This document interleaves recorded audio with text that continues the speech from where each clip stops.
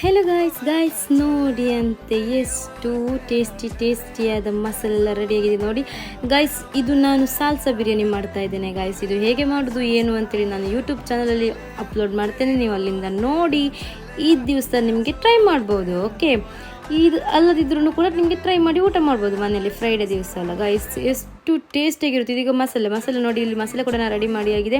ಹಾಗೆ ರೈಸ್ ಎಲ್ಲ ಹಾಕಿ ಮತ್ತೆ ದಮ್ಮಿಗಿಡೋದು ಅಷ್ಟೇ ಗಾಯ್ಸ್. ತುಂಬಾ ಟೇಸ್ಟಿಯಾಗಿ ಆಗುತ್ತೆ.